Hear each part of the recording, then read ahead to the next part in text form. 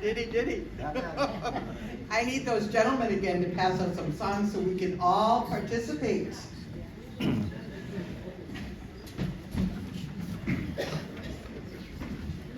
Deb did a marvelous job, and I'm going to be having a hard time following her, but I'm going to try. This will be to the tune of, I need a copy. There you go. Okay, Let Me Call You Sweetheart. Very familiar tune. Oh, hi.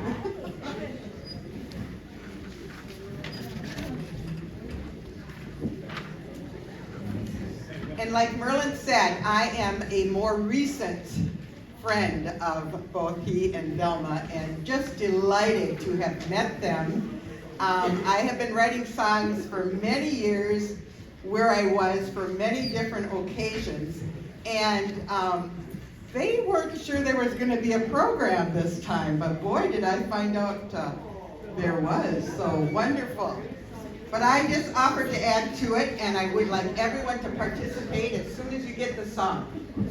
You all know Let Me Call You Sweetheart, right?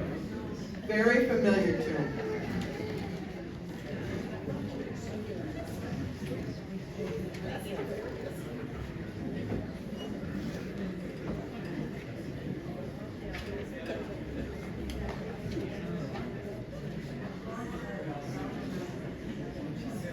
Where is Velma?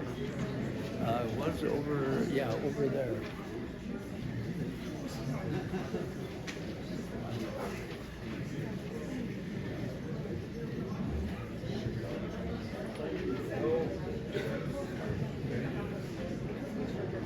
She's sitting with someone else. Oh, there you are. Yeah.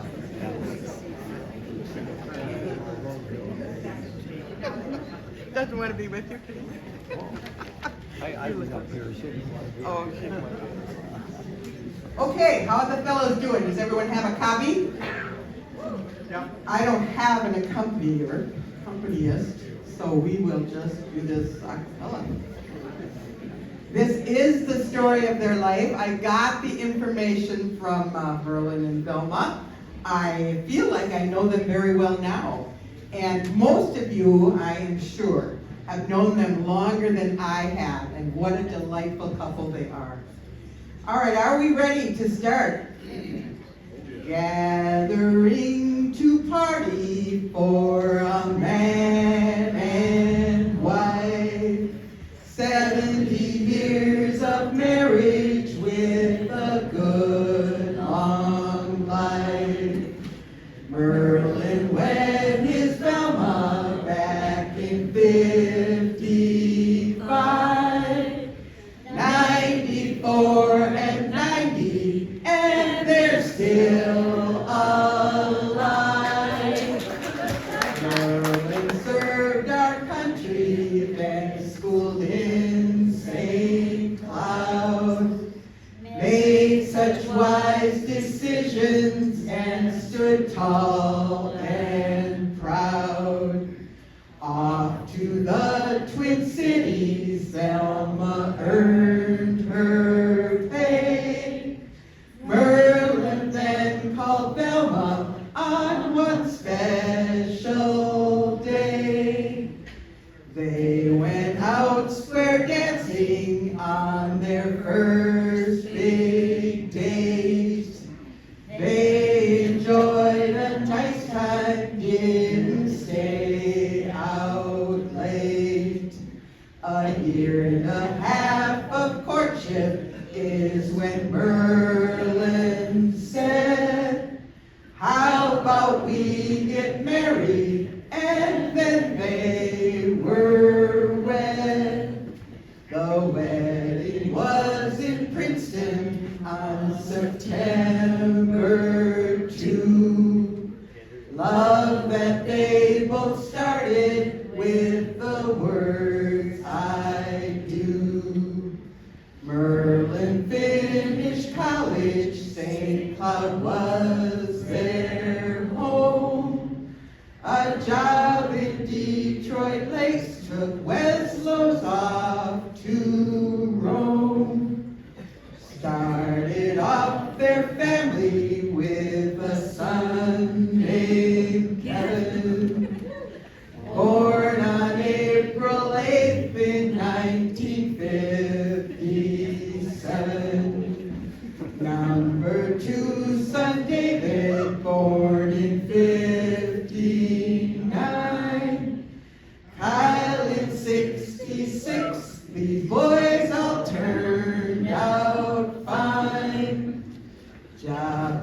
transferred to St. Paul, then to Bemidji. Merlyn got promotions, Velma would agree. Moved up to the Northland, a long drive by car. 37 years Merlyn worked DNR. Invested in 10 acres up on Long Lost Lake. Built a little cabin, 1968. Sharing lots of fun with friends and family. Nothing like the lake life to make memories. They were Texas snowbirds and enjoyed the heat. Winter 22 years, oh, the friends they meet. Dining out and dancing, music, sports, and food. Always kept them busy and in a good mood. Merlyn enjoys ice cream and a DQ treat. Velma likes her mangoes, they're her favorite eat. Both love their 5 grandkids, proud as they can be. Now they live at South Beach with their gays carefree. Gathering to party for a man and wife. Shared a faithful marriage with a long blessed life. 2 perfect examples of how love should be. Honoring your 70th anniversary. Good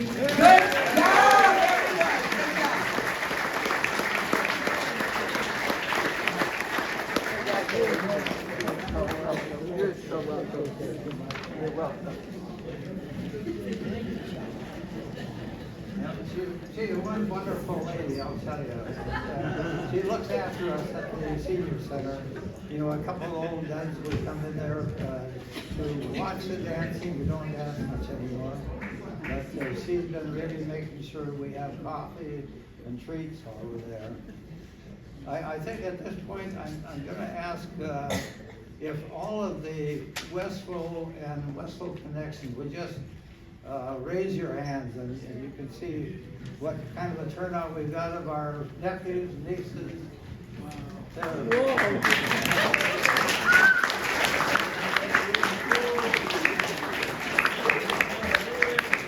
when you start out with 8 kids, you know, it multiplies after that.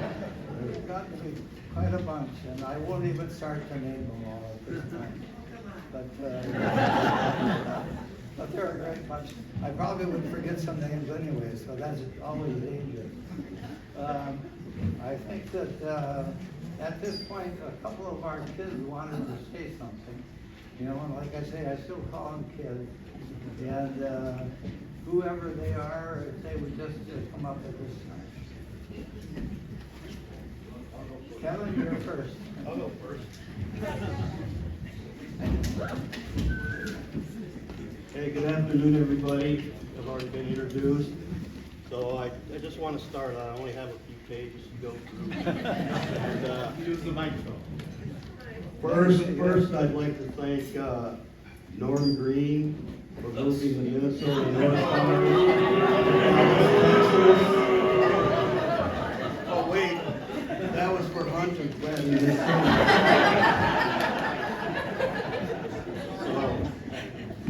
I'm not going to take long. My brothers and I, Dave and Kyle, we have the best parents, which I don't need to tell anybody here. They're special to us, and I can tell, I guess they're special to all you too. So thank you for coming. I'll make it short, and I think Kyle will be next, or Dave. Is that it?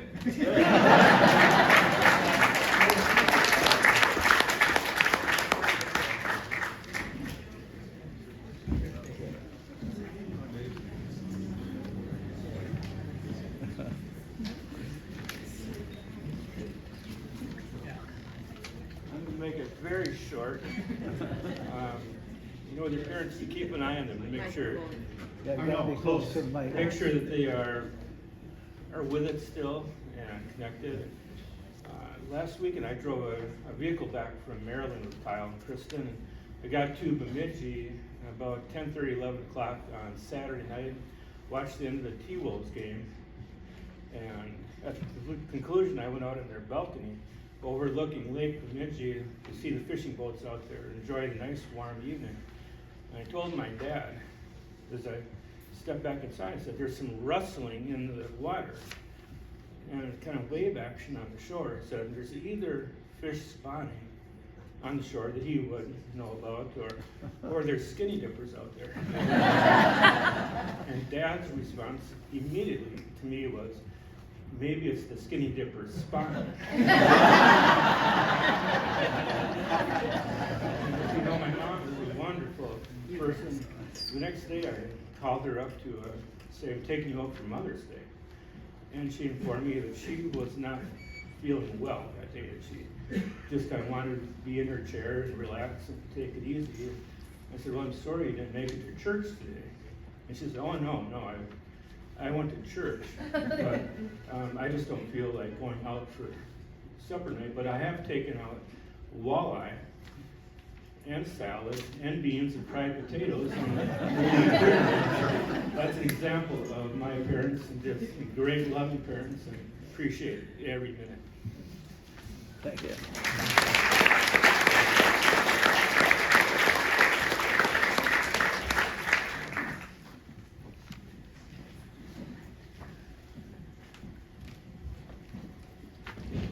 Hi everybody, I'm Kyle. I'm the better of the three sons.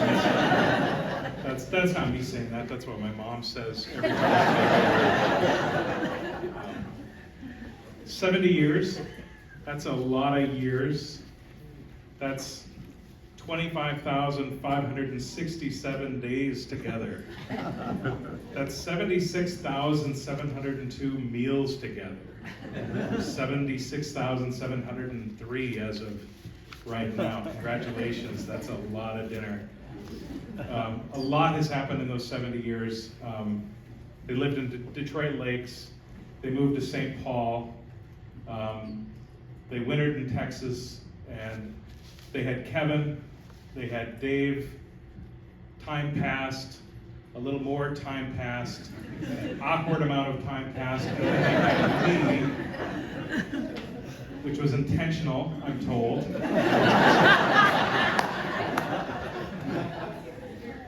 In '75, Dad got his career job with the DNR here in Bemidji, and we moved.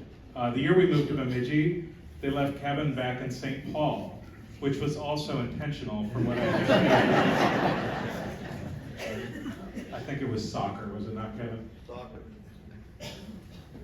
If there's a common theme throughout their marriage, it's their ability to connect and stay connected.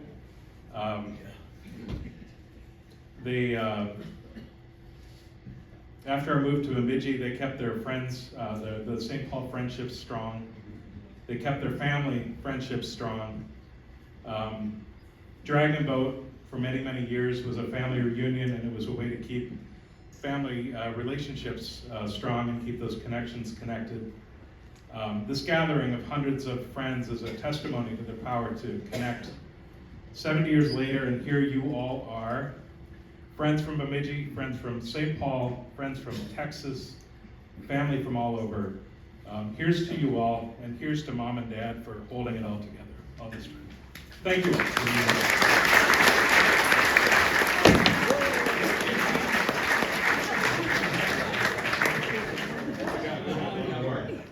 Sloan West to come up. This should be good.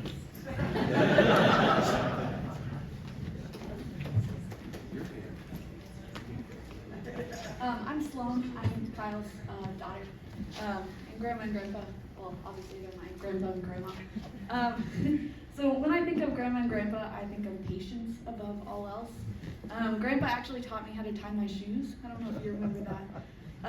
So when I was in kindergarten, he and Grandma visited our family at our new house in Massachusetts.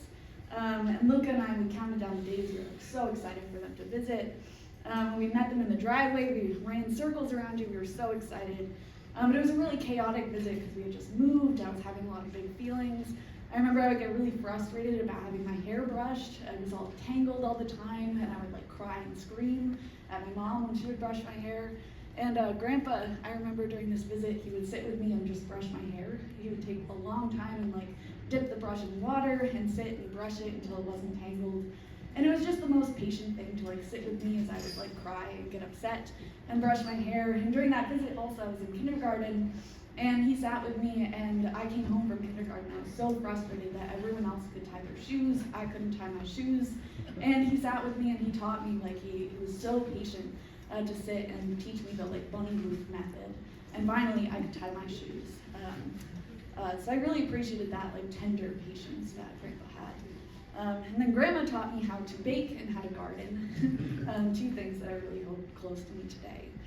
So at the cabin, she would let us just like toss flour everywhere and toss sugar and flour into a bowl and make a huge mess. But then at the end of all that chaotic mess, we were very patient. We finally had molasses cookies at the end. And even with gardening, we were super chaotic with like putting things into pots and different places. But at the end, we would finally have all these pansies that we see around here. So when I think of Grandma and Grandpa, just patience comes to mind, and I think that's been a really nice model for our whole family. Thank you.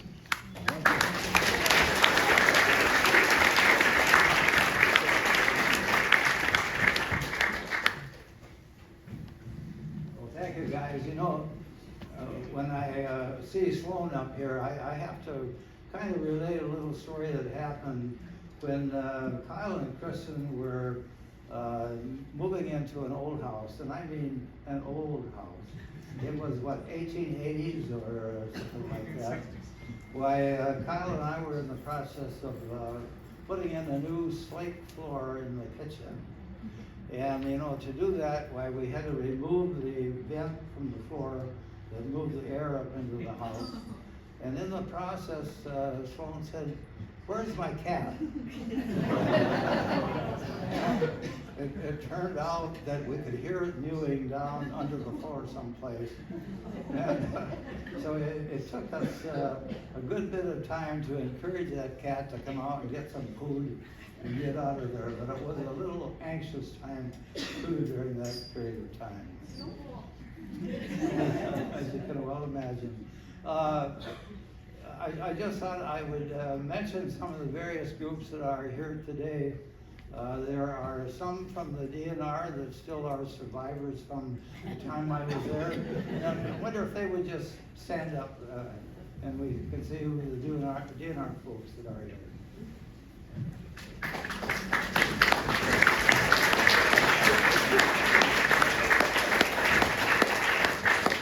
They probably would have a lot of stories to tell about me too. But, it was a great time. And then we spent 22 years in Texas, and we've got a group I know back in there someplace that are all our Texas friends. They now live in everything from Fargo to Canada. If they would just stand up.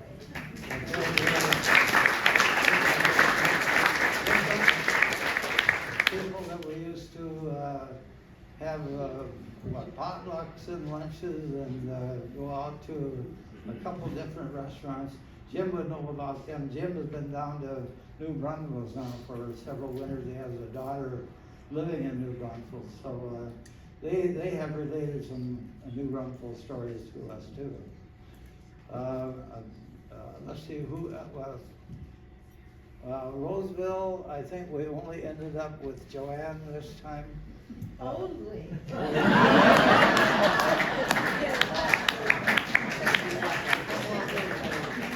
A couple they were planning to come, but with deaths in the family and one having surgery, it didn't work out, so. But then we also have our Bemidji gang, and we certainly appreciate them.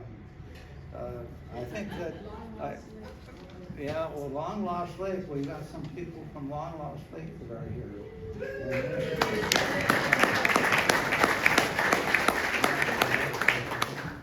So anyway, I'm very thankful that all of you could be here, and we appreciate your coming and being a part of our celebration today. We have just decided it would be better to have a celebration of life, and we could still be here to enjoy it with you.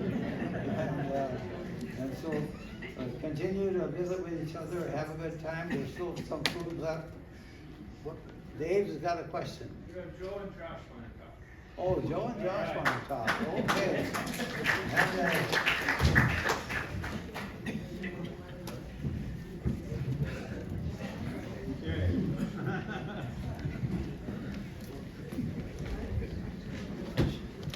I'm not a good speech giver, but I'd be remiss if I didn't come up here and say something about my grandparents. I don't have a lot to say, but I just wanted to tell a quick story. I just want to tell a quick story about the summer that I was up here in 2021. They let me stay at their apartment that summer while I worked at Target. And that also happened to be Gramps' 90th birthday. And I remember it was my last day, the day before, and we went to Rutgers, which is like a country club type place over here to eat. And we sat down, me, Dave, Grandpa, Grandma, I believe, and immediately Grandma was like, we're celebrating this young man's 90th birthday today. And the waitress was like, well, you don't look a day over 80. There's no real point to my story. I just remember it being a nice conclusion to a really chaotic, long summer at Target. And I was just really thankful that they let me stay with them, and I was glad I was here for his 90th birthday, because I didn't get a lot of summers up here in college, because I'm always busy. Yeah, I just want to thank them for everything, for coming down to our upward basketball games, letting us stay with them at Slitterbahn and New Braunfels. So yeah, thank you.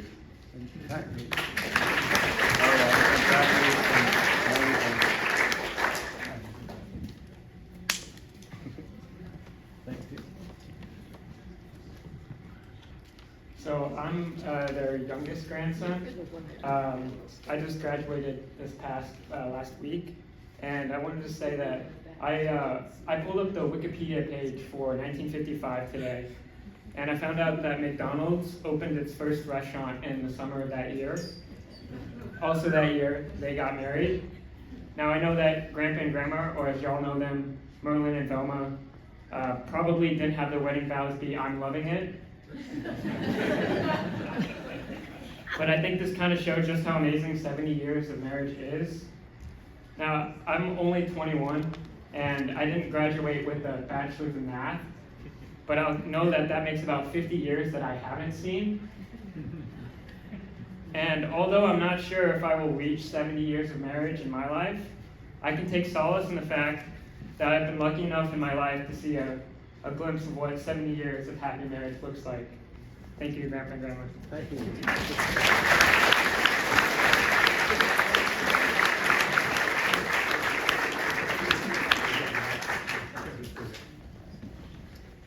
I haven't introduced the Angstman part of our family. That's on Mother's, Grandma's side or Velma's side.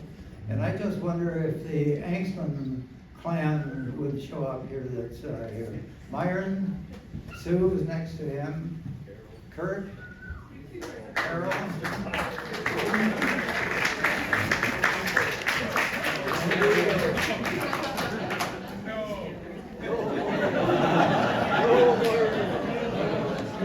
I had a few things to say. I'm Velma's younger brother. Where is Velma? Oh, the younger brother. She's 90, I'm 77, and so I've known her for about 72 years or thereabouts. And I want to explain that both families came from about as humble a background as is possible. And some of us nowadays kind of forget where we came from.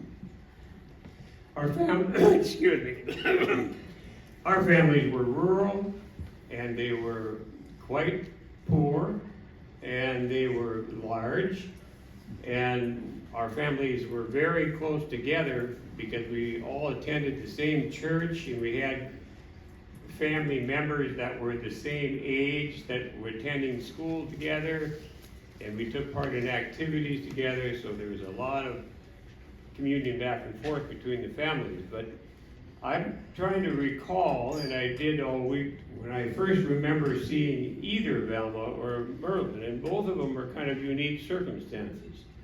The first time I remember seeing Velma, my sister, of course we all remember when we're that age and all of a sudden you realize people exist, and I was probably 5 or maybe 6 when I first have any recollection of my older sister.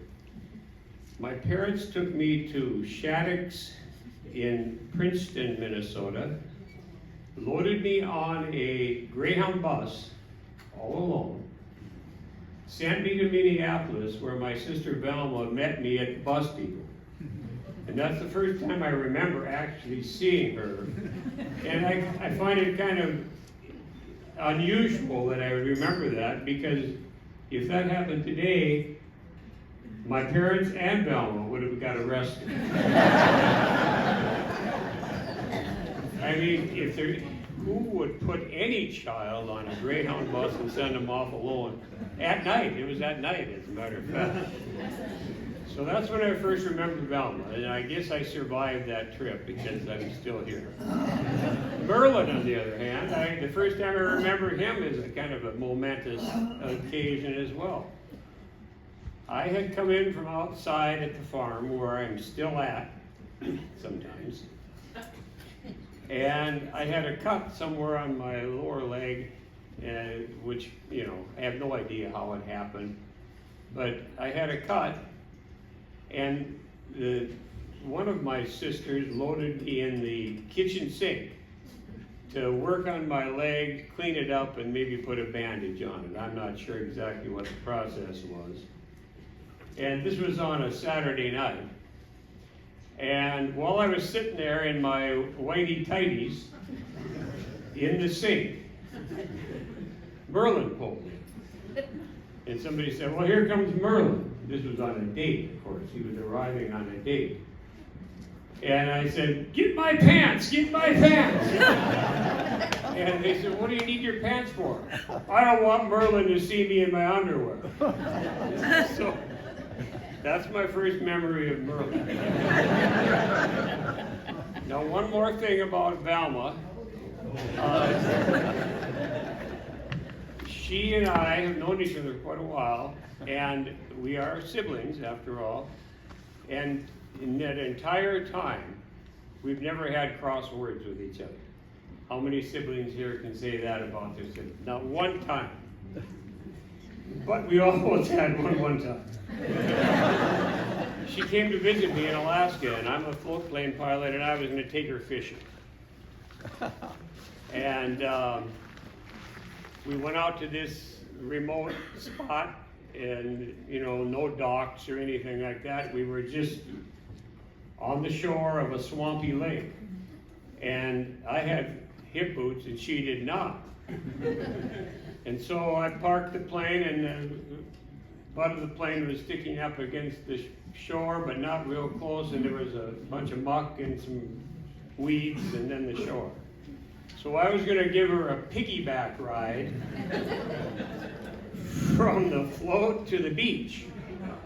And so I got to right next to the float, and she was standing on the float, and I kind of crouched down, getting ready for, you know, she's not 90 pounds, of course. So I was all ready for her to crawl onto my back. But instead she jumped on me. And the water was about 2.5 feet deep. Just deep enough so that I went into the water and she walked over my back.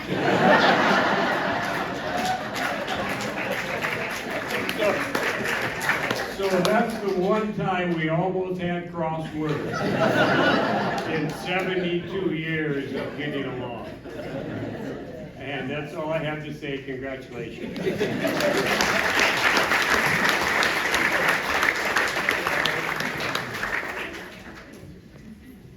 You know, when you get an attorney up here, you never know quite what you're gonna do. Okay, see, I've got something for Velma here too that she hasn't seen yet. So you need to come up and get this.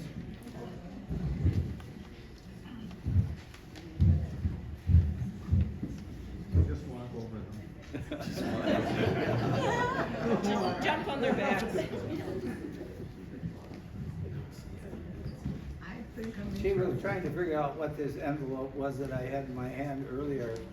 It's our marriage license that we finally got. I couldn't get my enhanced driver's license.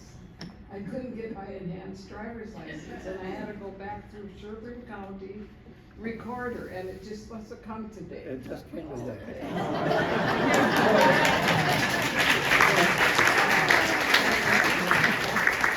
After all, it's all legal now. So I think with that, I want to thank several people here. There's a woman that did our food today. Claudia Swanson is her name. Is she still here? Maybe she left. And she has done just a tremendous job. She's been a great lady to work with, and we do appreciate her. There's also another young lady that did all the decorations here with the name of Brittany Eisensee, and we do appreciate the work that she did. And then we have Dennis and Bubble Thompson here that have been doing the filming for us today. And just thank you guys a great deal. So with that, go ahead, keep on socializing, and again, just thanks for being here.